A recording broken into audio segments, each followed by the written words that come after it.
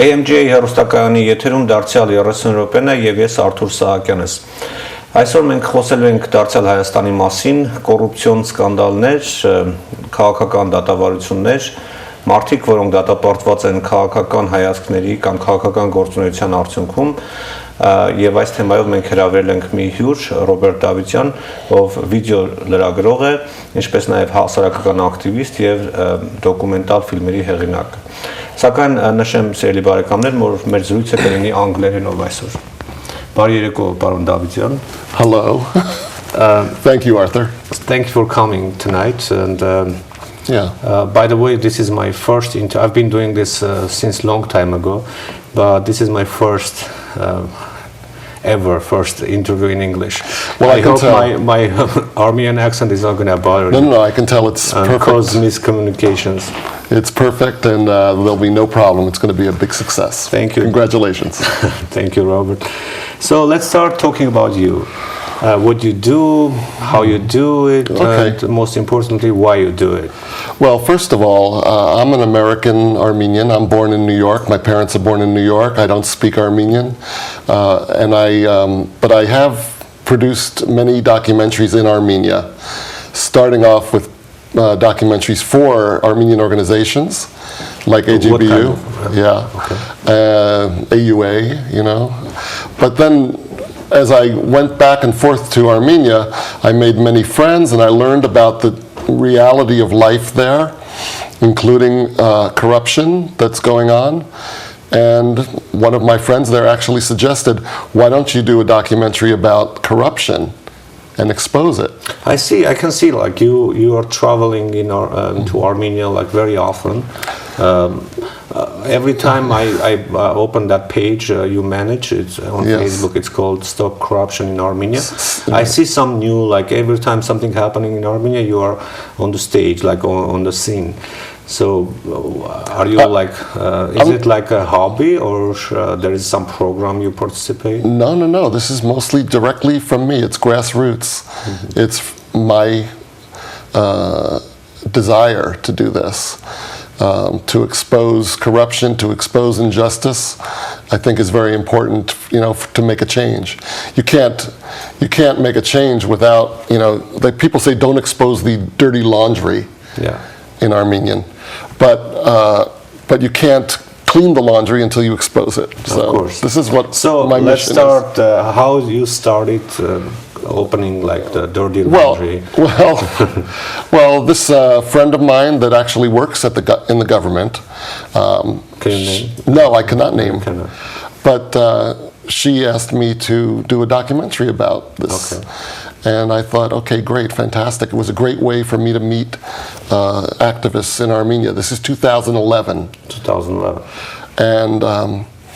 And so I made this movie, Armenian Activists Now, the birth of a movement. And so it's the birth of activism. So it's on that Facebook page? Yes. Or people if you go to facebook.com and then you look for Davidian Video Productions. And also you have a YouTube channel, I think. Yes. Yeah, I looked at Robert Davidian. You can find it there under the playlist. And you'll see all Armenian documentaries. Okay. So when was the last time you were in Armenia? I was just there, in the summer. In the summer. And was there any special event? Or? I wasn't there I wasn't commissioned to shoot a movie, but I was there for personal fun, vacation time, but also to see what's going on. And of course I found a subject, political prisoners in Armenia.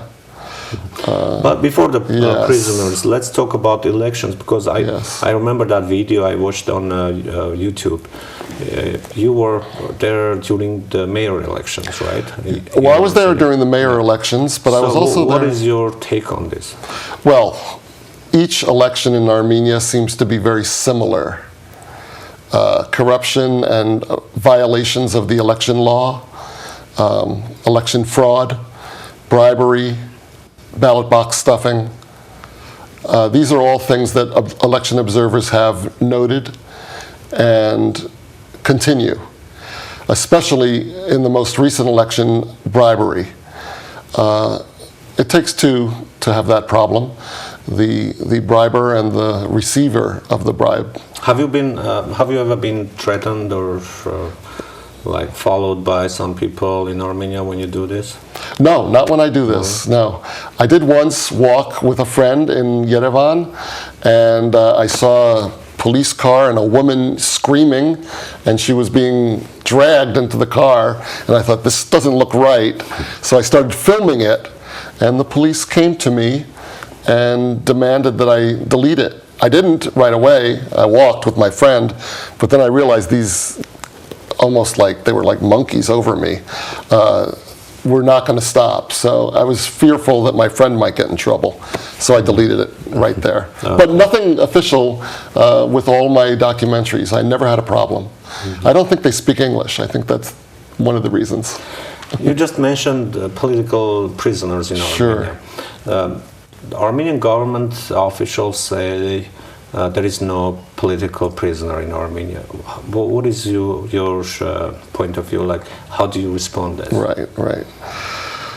Well, there's a definition of political prisoners by the EU, and there are 5 sort of subcategories in that definition.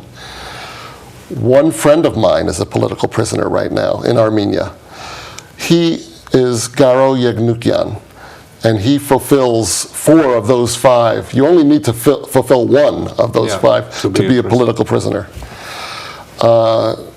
So basically, you know, he's targeted because of his opposition to the government and vocal opposition. But he's done no illegal activity. They arrested him under pre-trial detention, which means they could hold him before the trial, but only usually for a couple of weeks. We'll talk about Garo Yegnukyan a little bit more, detailed information, give some more detailed information, but before that, you listed like 72 people on your website. And I see, and you consider all of those people as political prisoners, right? Yeah, I mean that list, and it'll be on the screen in a second. That list is showing 72 political prisoners, present, past, and even one who died in prison as a political prisoner. Arthur Sahakyan. Yeah.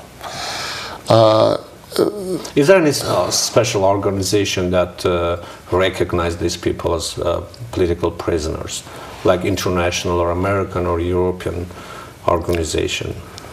It's very interesting, Arthur. The American government, the U.S. Embassy in Armenia, doesn't acknowledge them as political prisoners. That's interesting. However, Garo Yegnukyan's brother, who talked to the ambassador, has noticed that there's something strange in his response, that maybe there's a reason that he doesn't want to upset the Armenian government by creating an incident with this political prisoner problem. Let's say United States Constitution gives some basic rights to people, right? Sure. One of them is to be safe and free. Right? Yeah, freedom of expression. Yeah, freedom of expression and safe. And speech. So Garo Yegnukyan was still is citizen of the United States.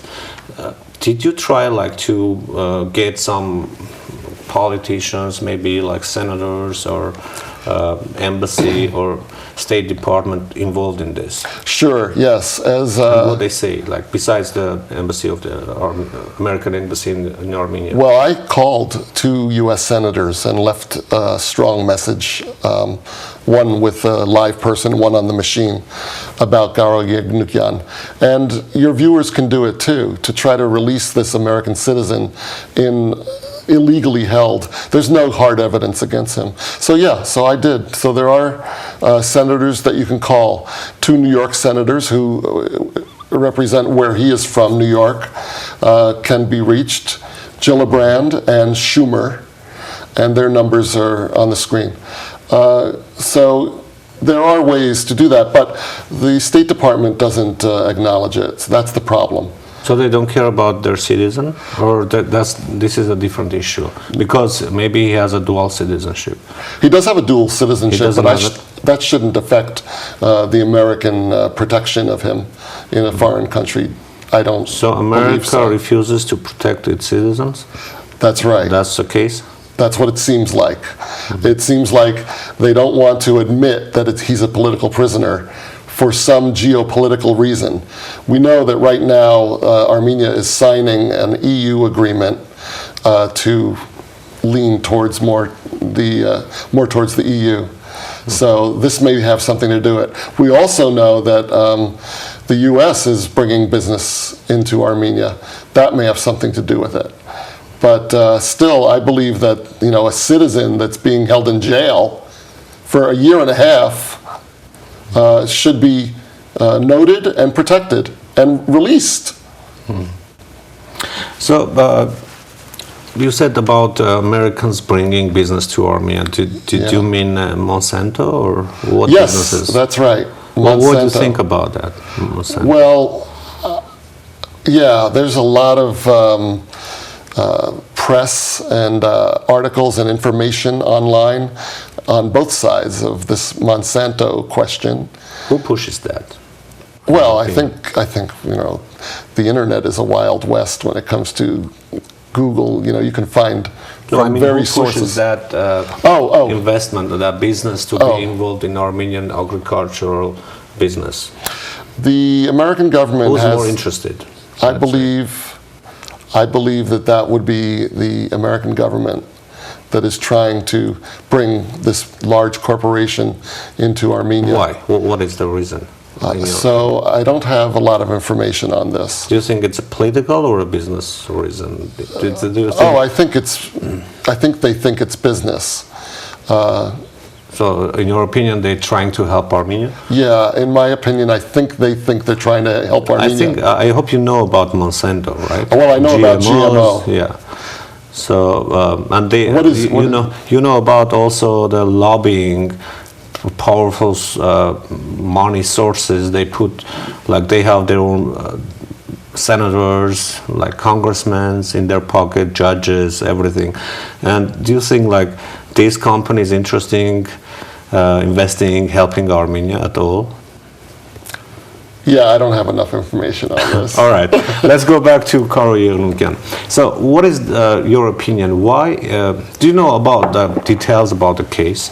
What is the most important point? Like why I know he's some being about jailed? the case. Yes, Garo Yagnukian is an American citizen. He's very vocal about injustice in Armenia. He's been there since 2009, living there with his family, 5 children, wife, living in Yerevan as Armenian citizens, dual citizens, and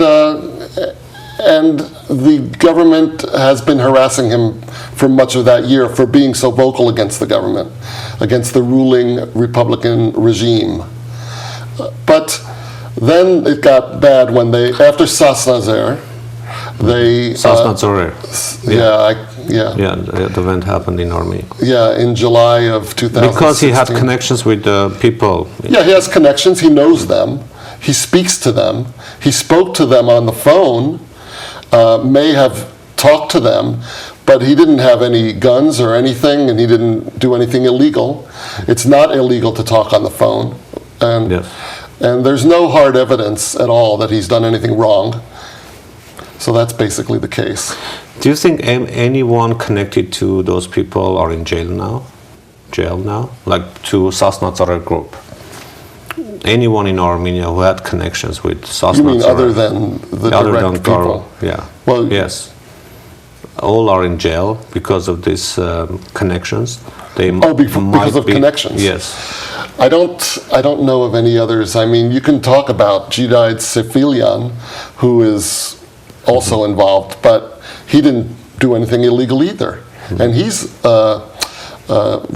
repat.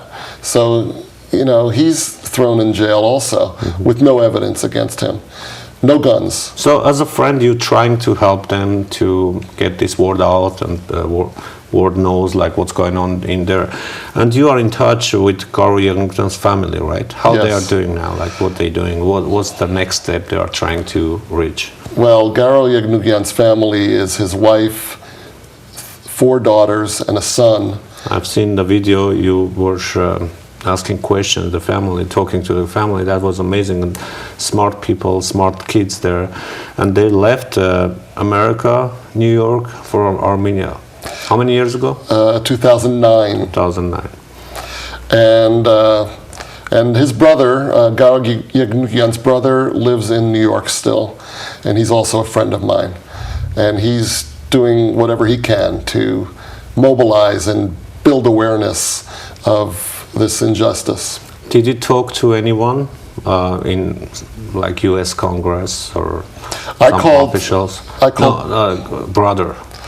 Oh yeah, Coco has spoken to the U.S. ambassador in Armenia, and basically the ambassador says, "What about here? We will take care of him, make sure that he's treated well, but we don't have any ability to sort of force his release." Mm-hmm. You just mentioned 2 senators' names, right? Yes. And the Armenians in New York can call and leave a message if they don't answer. Armenians but anywhere. They usually don't answer, right? Right, they usually don't answer. Yeah. So do you still have hopes that they can answer or they can do anything? Yeah, there's hope especially when it comes to Chuck Schumer, who is like an actor in my opinion. Do you believe that he's going to help? I believe that, no, who knows? I don't know. It may take a lot of people to call. Mm-hmm. And it's not only New Yorkers that should be calling. Any American can call. Anyone can call that if they're a concerned American about the treatment of another American in Armenia. Mm-hmm. Chuck Schumer is one of the senators, and the other one is Gillibrand. Why don't you try to send a letter to, let's say, president?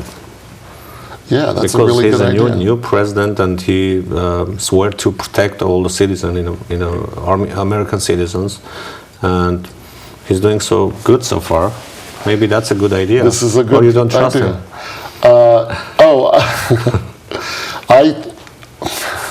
Do I trust the president? It just depends on his words that come out of his mouth, Mm-hmm. So if he has a history of telling things that are trustworthy, then yes, I would trust him. You should try it. Okay, I'll try it. We will try it because Coco and other New Yorkers that are very concerned about Garo are meeting and forming ideas, and this can be one of them. What about Armenian organizations here, like the Dashnak Tutsun? Have you tried to reach them? Well, I'm not reaching them. No, I mean like brother. Yes. Coco has, yes. And what did they say? I don't know what they said, but I do know that he keeps saying that we're getting a brick wall.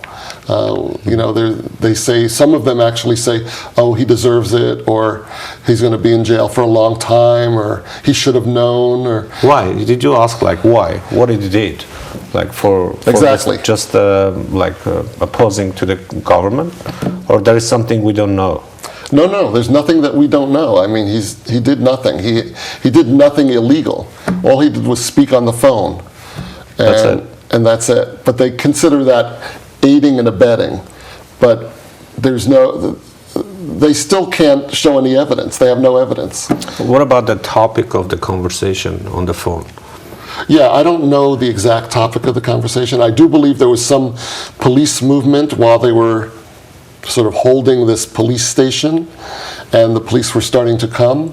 Mm-hmm. And so I'm not sure what the topic of the conversation was. Robert, are you a citizen of Armenia too? No, I'm not. Also? No, I'm just an American citizen. I would be open to the idea, but I'm fine the way I am, and I'm living in both places. What do you think about the diaspora in America, in Los Angeles, greater Los Angeles area? I believe the diaspora in general, what is the diaspora? It's different organizations, it's Armenians like me that are just, American Armenians, would benefit from becoming more informed and aware of what's happening in Armenia. Is our diaspora organized? Can we at least protect our rights and our like to say what we want to say. You're talking about in this country, in America. Here? Yes. Oh, I believe everyone is protected. Do you have connections with the Armenian organizations or diaspora? No? No. I mean, it's mostly a grassroots effort. I don't believe in any sort of like one side against another side. I believe we're all Armenians, and really Armenia, for me, is mine as much as it is anyone's, even people that live there, because I go there for 3 months a year, and I'm trying to make a difference.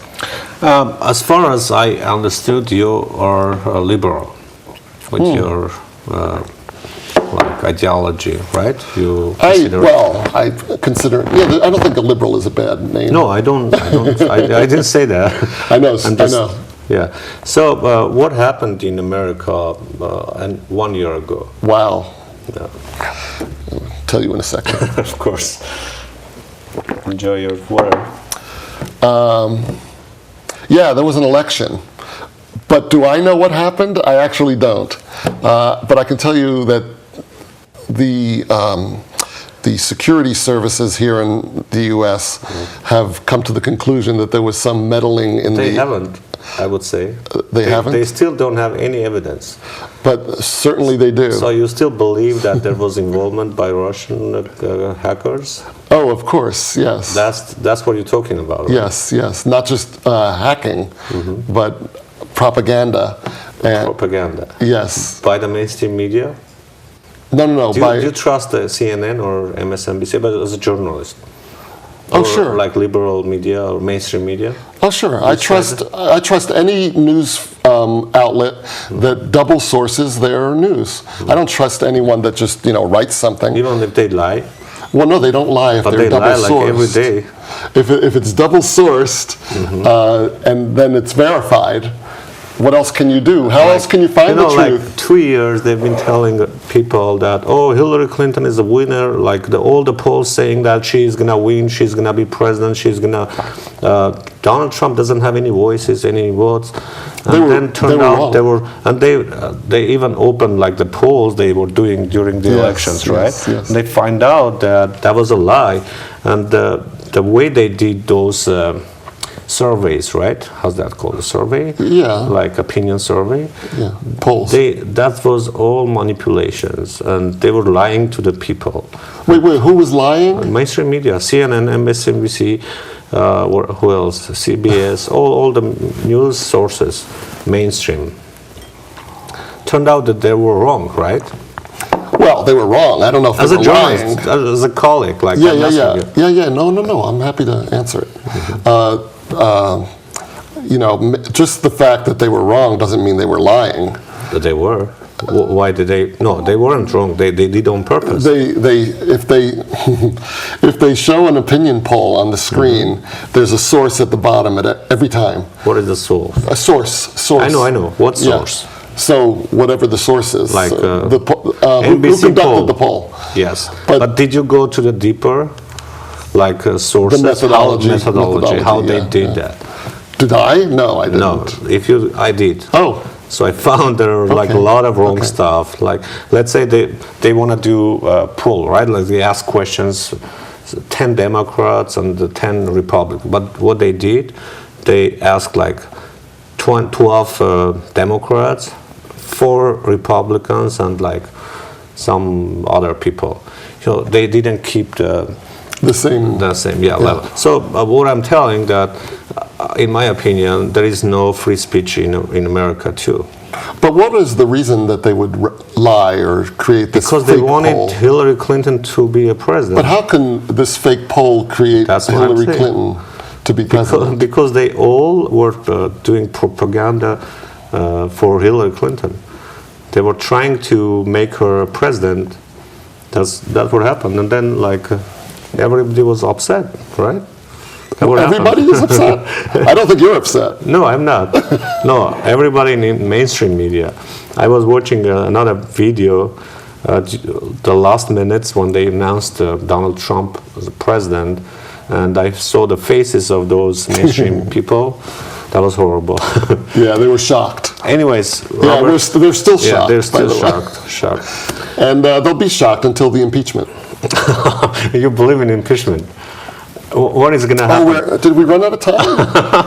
Yeah, we have 2 more minutes. Oh, amazing. So you, Sure, I believe in it. I believe in anything. when is it going to happen? Oh, no, I don't know if it'll happen.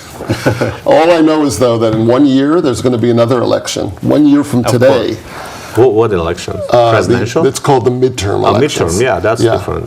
And no, it's very important. Okay, it's for why then senators and Democrats? congressmen. Do you know how many seats lost Democrats since Barack Obama took the office? 1,100. There aren't even 1,100 1,100 seats, like local, state, and federal seats. Federal seats? Yeah. In Congress? Congress, yes, of course. How many seats are there total? A total 1,100. Local, state, and federal level. Yeah, But I think there's much less than those seats in Congress. Yeah, I think they are gonna keep losing it. I think the whole country, from what I read, you read different things than I do. No, I read like both sources. Good. I don't trust mainstream media, but I read them. Good. You know, there's a lot of discontent among the Democrats, and the Democrats comprise more than half of the country. You know, more than half the country voted for Hillary. So they're going to have a chance to vote again in 1 year, and they're going to vote Democrat. We'll see what can happen. And those independents, those 4% that are in the middle, they're going to vote Democrat. Okay, well, have me back here, and then we'll talk about it. Of course, we will. Thanks so much for your time. Thank you very much, Arthur. Thank you. We will have another chance to talk about midterm elections and other stuff like that. Good. If something comes out from Armenia as well. Anyways, thank you for your time. Շնորհակալություն, սիրելի բարեկամներ, կհանդիպենք հաջորդ հանդիպման ժամանակ։